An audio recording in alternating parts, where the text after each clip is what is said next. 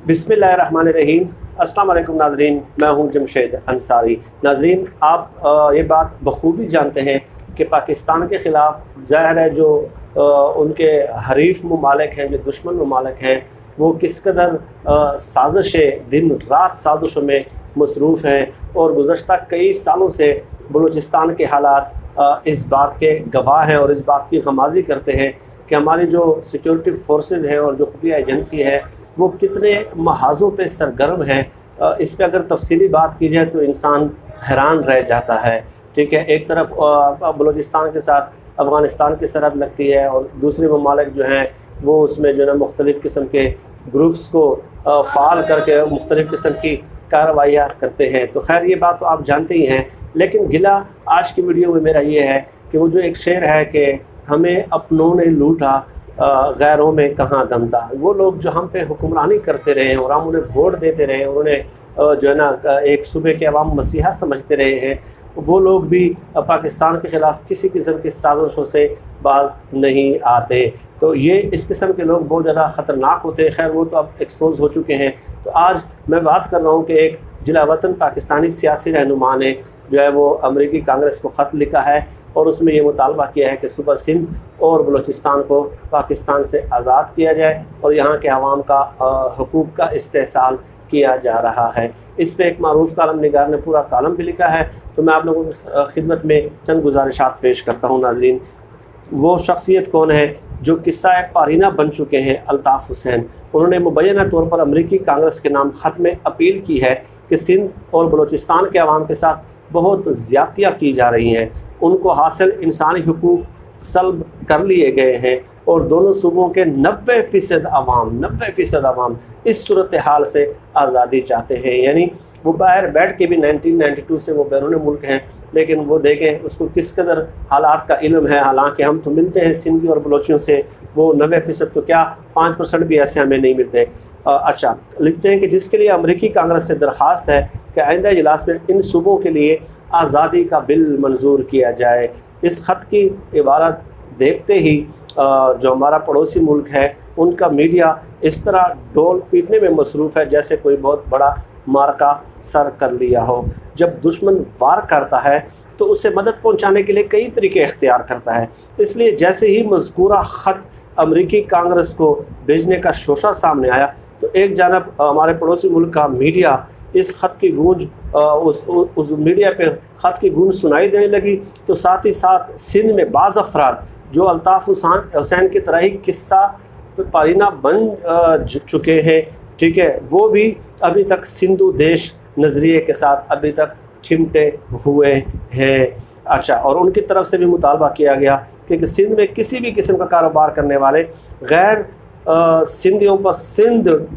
Tax लागू किया जाए। ये कोई मामूली मुतालबा नहीं है नाजरीन, बल्कि दुश्मन ने इंतहाई मोहलत वार किया है और इस किस्म के वाक़यात जो है ना वो उनको पाकिस्तान का जो इस्तेहकाम है और पाकिस्तान की तरक्की जो है, स्टेबिलिटी जो है, वो किसी भी सूरत हज़म नहीं होती। और काश अल्ताफ़ हुसैन और पाकिस्तान दुश्मन में अंधे हो जाने वाले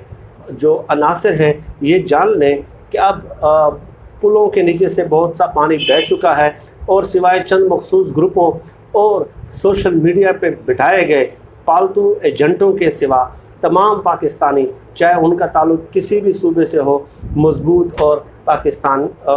महफूज पाकिस्तान के हामी हैं। ये जो सोशल मीडिया पे चंद टाउट्स बैठे हैं जो दिन रात जिनका एक ही वावेला होता है और एक ही काम होता है कि पाकिस्तान के सिक्योरिटी इदारों को टारगेट करना है, ठीक है, तो ये भी किसी मज़मूम एजेंडे के तहत काम कर रहे होते हैं। और उनमें से अक्सर ऐसे भी हैं जो बैरून मुल्क बैठे हुए हैं और उनको मुल्क से इस कदर मोहब्बत है। अब आप देख लीजिए ना, और पाकिस्तानियत का और पाकिस्तानियों की फलाह चाहते हैं, लेकिन अपने मुल्क में आके यहाँ पे जो कसम पुरसी के हालात होते हैं उसमें कोई हिस्सा नहीं बनते कि वो मुमद्दद व मुआवन वो साबित हो। हम अल्हम्दुलिल्लाह जिस किस्म के भी हालात हो, चाहे कोरोना वायरस हो, खुदा न खास्ता कोई जंग हो, जिस किस्म के भी हालात हो, धमाके होते हैं, रोज़ाना की बुनियाद पर धमाके होते रहे माजी में, और सिक्योरिटी फोर्सेस ने अपनी अनतक मेहनतों के ज़रिए उन तमाम जो है ना सरगर्मियों पे काबू पाया है। लेकिन हम यहाँ पे मौजूद हैं, हमारी फैमिली के अफराद भी इन लोगों के, मेरी ख़ासकर फैमिली की बात करूँ तो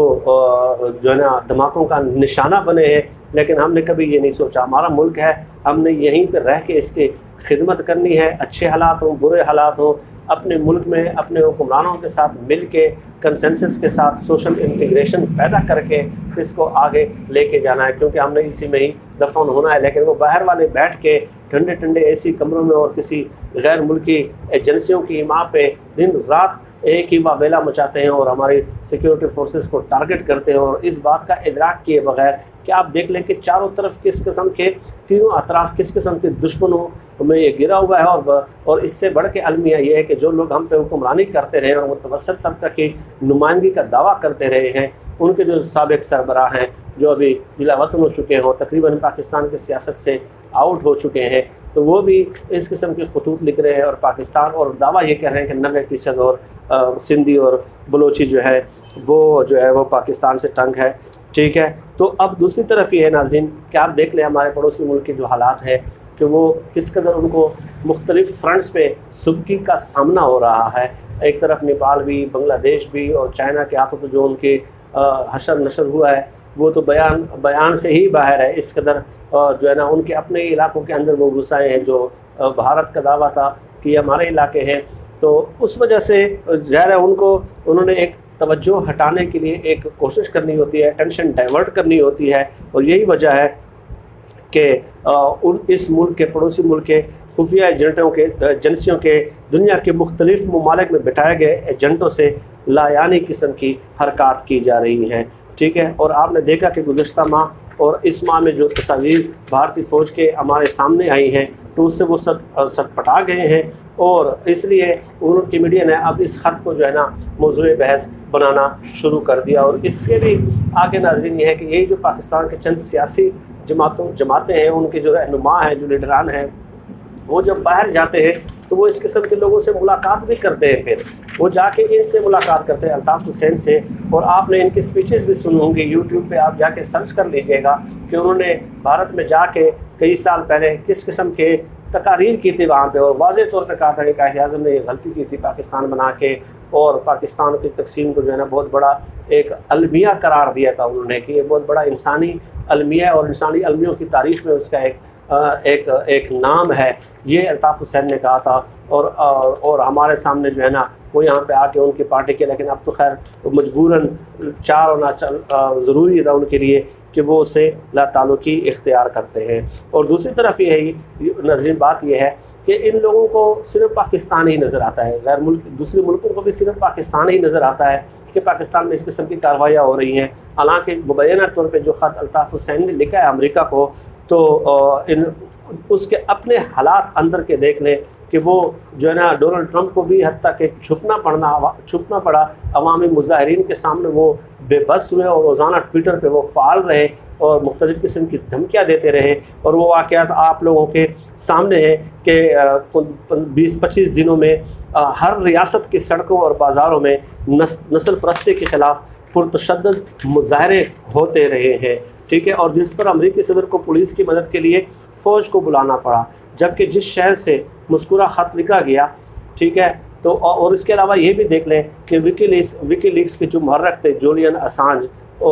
उसके साथ क्या सलूक हुआ। ये जो तरक्की याफ्ता ममालिक है जो पाकिस्तान को दिन रात ताने देते हैं, ठीक है, लंदन में एक्वाडोर के सफारत खाने से जहां असांज को सियासी पनाह मिली हुई थी, लंदन पुलिस ने किस तरह असांज को घसीटते और धकेलते हुए निकाला और उसे अमरीका के हवाले कर दिया। क्या उस वक्त किसी ने कोई आवाज़ बुलंद की? क्या किसी को इंसानी हुकूक का ख्याल नज़र आया? और किसी ने यह दावा किया कि 90% लोग तंग हैं, लाके अमलन उनके 90% लोग जो है वो सड़कों पे आ चुके हैं। ठीक है, अच्छा, और अमेरिका में गुज़श्ता 15 दिनों से इंसानी हुकूक की होने वाली मुसलसल खिलाफ वर्जियों की बदतरीन सूरत हाल देख के लेते तो अल्ताफ़ हुसैन को शायद ये ख़त भेजने की ज़रूरत पेश ना थी। अमेरिका में आप लोगों के इल्म है कि जॉर्ज फ्लॉयड नामी एक सियाह फाम शख्स को सिर्फ इस शक पे कि उसके पास $20 का जाली नोट हो सकता है जो बाद में असली निकलता है, 300 पाउंड वजनी अमेरिकी पुलिस अफसर ने मुसलसल 60 मिनट तक गर्दन पर अपना घुटना दबाकर हलाक कर दिया। इसके बरक्स बलूचिस्तान में जो अनासर हैं, इंतहा पसंद अनासर, पाक फ़ौज, पुलिस, सिक्योरिटी फोर्सेस, सरकारी एहलकारों और शहरियों को के ऊपर किस कदर हमले करते हैं, और हमारे सैकड़ों जो सिक्योरिटी एहलकार हैं वो शहीद हो चुके हैं। तो उसके बावजूद भी उस पर वावेला किया जाता है, यानी अटैक्स उसकी तरफ से होते हैं, और कितने सिक्योरिटी एहलकार हमारे आज तक शहीद हो चुके हैं। और जो अक्ल के अंधे हैं, जो अमरीकियों से पाकिस्तान के ख़िलाफ़ अपीलें कर रहे हैं, उन्हें क्या ये याद नहीं है कि उसी अमेरिका ने रमज़ी यूसुफ और अमर कानसी को पाकिस्तान से उठाया, और अमेरिका में अपनी अदालतों से सज़ा दिलवाने के बाद इन दोनों में से एक को जहर का टीका और दूसरे को बिजली की कुर्सी पर बिठाकर मौत के हवाले कर दिया। तो ये इंसानी हकूक़ की सूरत हाल है, और हमारे पड़ोसी मुल्क में क्या सूरत हाल है, और आलमी इदारों की रिपोर्ट्स क्या कहती हैं वहाँ पे, कि वहाँ पे किस कदर तबकात हैं, और वो उस पर अब क्या बात करें, और अलग वीडियो के मुतकाज़ी हैं। ठीक है, कि कौन कौन से लोग वहाँ पे खुश हैं, कौन कौन से तबकात वहाँ पे खुश हैं, कौन कौन सी कम्युनिटीज़ हैं जो वहाँ से जो वहाँ पे नाखुश हैं। ठीक है, और कितनी आज़ादी की तहरीकें वहाँ पे चल रही हैं। तो उनके ख़िलाफ़ अगर आपको इंसानी हकूक़ का इस कदर ही ख्याल है, तो अमेरिका को अगर ख़त लिखना ही था कांग्रेस को, तो उनकी तरफ वो लिख लेते, लेकिन आप तो इस तकसीम को ही नाजायज़ समझते हैं। लेकिन अल्हम्दुलिल्लाह एक कौल मैंने सुना था, वल्लाह आलम किसी बुज़ुर्ग का था या हदीस है, लेकिन मुझे इस बात का कोई सही इल्म नहीं है, इसलिए मैं इसमें डाउटफुल हूँ। लेकिन ये मुझे याद है कि अल्लाह पाक किसी को दुनिया से उस वक्त तक नहीं उठाते जब तक उसकी हकीकत जो है वो दुनिया के सामने आया ना कर दे, उसकी हकीकत दुनिया पे मुनकशिफ ना कर दे। यही अल्ताफ़ हुसैन के साथ हुआ है। अल्हम्दुलिल्लाह उसकी हकीकत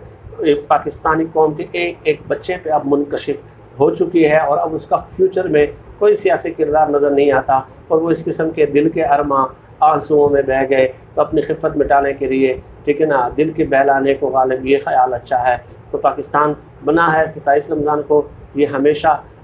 इंशाअल्लाह ताला कायम रहने के लिए बना है, और इसके बका के लिए जो साजिशें हमारे सामने आएंगी हम अपने अवाम के सामने पेश करते रहेंगे, और उसके बका के लिए अपने खून का आखिरी कतरा तक भी बहा देंगे इंशाअल्लाह ताला। पाकिस्तान जिंदाबाद, पाकिस्तान जिंदाबाद। अल्लाह हाफ़िज़। आप सब लोग अपना बहुत बहुत ख्याल रखिएगा, और इस किस्म के मौज़ूआत पे आपसे मज़ीद भी मुलाकात होती रहेगी। अल्लाह हाफ़िज़।